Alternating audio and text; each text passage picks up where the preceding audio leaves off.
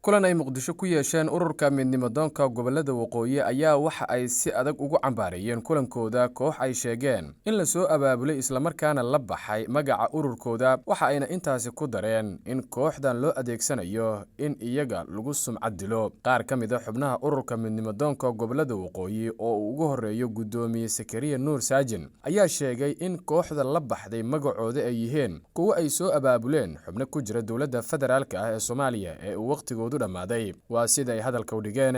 waxa halkan maanta kulan degdega iskugu yimi ururka midnimo oo ka kooban garabyada dhaqanka haweenka dhalinyarada siyaasiyiinta dabcan iyo garabka murashaxiinta xildhibaanada u tartamaya golayaasha baarlamaanka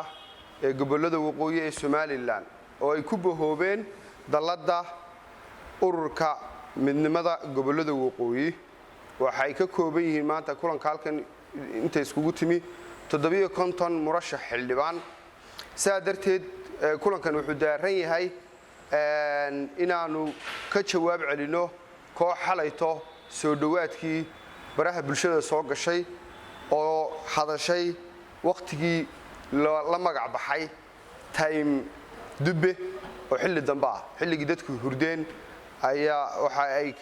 iyagoo sheeganaya oo maydam ku sameeyay magaca ururkan midnimo oo muddo dheer soo shaqeynayay xafiisyo iyo xarumo ku leh gobolada dalka oo idil haddaba saadarteed waxaan halkan ummadda Soomaaliyeed oo iyagu marxaati iyo marag u ah marka sana goobjoog u ahaa aan uga cadaynaynaa in maanta dadka la soo abaabulay ee dawladda madaxweyneedkeedu dhamaaday ay soo abaabushay ee ay ku soo abaabushay in ay sheegtaan magac urur oo ah ururkan maanta halkan kulanka iskugu yimi ay dhammaan gobolada waqooyi oo dhan ay ku midaysan yihiin waxaan cadeynayaa mar iyo laba iyo saddexba in nimankaasi iyadoo la wada arkayo Soomaaliya ay arkayso in magacii aanu labada sano iyo jarjarka aanu haynay aanu intaaba ku soo shaqeynay ummadda Soomaaliland iyo ummadda Soomaaliya baan ugu soo shaqeynay in habeen cad oo xalay toole ahayd inay ku dhawaaqeen magacii ay dhaceen si magaca dadkii isticmaalayay amba dadkii wax badan ummadda ay matalayaan ugu soo ridayay xaqoodii in ay dhinac ka mareen oo ay qaateen magacaas horta mar iyo laba iyo saddex ba nimanka waan cambaareenaya anigoo ah xubin kamid ah ururka mashruuciinta gobolada waqooyi waxaan halkan ka cambaareynaynaa nimanka xalay soo dhawaadkii shir saxaafadeedka qabtay sidii dubbe sawda dhexe soo kacay waxaan la hortay nimankaasi urur alla ururay matalaana ma jiro waa urur samaysa waana dacwadii soo xidhatay dhogortii ariga cidda gobolada waqooyi matasha waxa weeye ururkan musharaxiinta ee gobolada waqooyi annaga ah ugu dambeyn war-saxaafadeed ay soo saareen ururkan ayaa waxa warbaahinta u aqriyay mid ka mid ah xubnaha ururka midnimadoonka gobolada waqooyi ururka midnimadoonka gobolada waqooyi ee midnimo ee xaruntiisu tahay magaalada Muqdisho ee caasimadda Soomaaliyeed isla markaana xarumo kule gobolada waqooyi ee Soomaaliya ee Togdheer Sanaag Sool iyo waqooyi galbeed lana asaasay sanadkii 2018 isla markaana ahaa ururkii ugu horeeyay ee xaflado lagu xusayo maalmaha xorriyadda Soomaaliya ku qabtay gobolada waqooyi galbeed Sanaag Togdheer iyo Soolba ururka midnimo wuxuu si cad u cambaareynayaa koox la soo abaabulay oo magac dil ku sameeyay magaca ururka kuwaasi oo shirku ay ku isticmaalayaan magaca ururka ku qabsaday hotelka Sanaag iyagoo isticmaalay qaybta musharaxiinta ee ururka midowga musharaxiinta gobolada waqooyi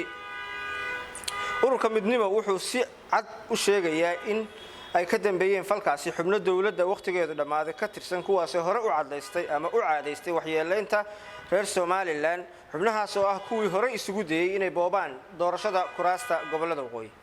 xubnahaasi meesha ka hadlay ee magaca ururkan adeegsaday waa shaqaale dawladeed iyo rag ciidamada ku jira oo uu ka mid yahay chief of staff-ka gudoomiyaha maxkamadda sare ee Soomaaliya arrinkaasi wuxuu si cad noogu sheegayaa in gudoomiyaha maxkamadda sare Mr. Baashe Axmed Yuusuf uu ku milmay waaxda fulinta qaybna ka yahay campaignerska madaxweynaha waqtiga ka dhamaaday iyadoo ay ahayd waqtiga uu ku luminayo ama ku dhuminayo ololaha madaxweynaha waqtigu ka dhamaaday iyo magacdilka ururka midnimo inuu geliyo garsoorka dalka oo aynu maanta isla wada aqoonsanahay inuu marayo halkii ugu hooseysay waxaana muuqata inuu Mr. Baasha sii hayo ama kusimo ka sii yahay shaqadii uu Mahdi Guuleed ka tagay hadda waxaan u sheegaynaa cid kasta oo arrimaha Soomaaliya iyo doorashadan qayb ka ah in ururka midnimo yahay urur u taagan dadka reer Somaliland inay helaan iyagoo xor ah doorashada farahana looga qaado doorashadooda oo iyagu si madax bannaan u isu doortaan iyadoo oday iyo waayeel iyo gudoomiyada ugu yahay Cabdi Xaashi Cabdilaahi oo ah odayga loogu darajo sareeya ururka midnimo wuxuu wada shaqayn rasmi ah la leeyahay gudoomiyaha aqalka sare Cabdi Xaashi Cabdilaahi iyo siyaasiyiinta kale ee reer waqooyi ee aaminsan in reer Somaliland ama waqooyi ay u madax bannaanaadaan doorashadooda sida maamulada kale iyo gobolada kale deegaanada kale ee Soomaaliya ururku wuxuu qayb ka yahay halganka dib u soo celinta dawladnimada dimuqraadiyadda iyo sharciga Soomaaliya ee hormuudka u yihiin maamul goboleedyada Puntland Jubaland midowga musharaxiinta 2011 ururku marna ma aqbalayo in dadka maatada ah ee reer Somaliland in marka hore nabeen loo sheego in shaqooyin la siin doono isla markaana lagu ilaawo suuqyada Muqdisho haddana uu siyaasi dan leh oo iska dhaadhicinaya madaxweynaha waqtigu ka dhamaaday uu ku awrkacsado hadhowna uu ka dhunto arrinka waxaan u aragnaa bahdilaad loo geysanayo dadka reer Somaliland waxaana ay qayb ka tahay dhacdooyinkii iyo xumaanihii taariikhda galay ee nidaamka farmaajo 4 sano ku hayay dadka reer Somaliland kuwooda Muqdisho jooga iyo kuwooda dhulkii jooga ee uu marna xoolaha ka xanibo marna uu hawada ka xidho marna uu hay'adihii iyo deeqii internationalka ka hor istaago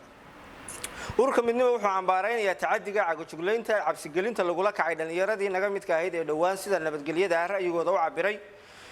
isla markaana sheegay caalamka iyo Soomaaliba u sheegay in reer Somaliland faraha looga qaado doorashadooda oo ay isu maamulaan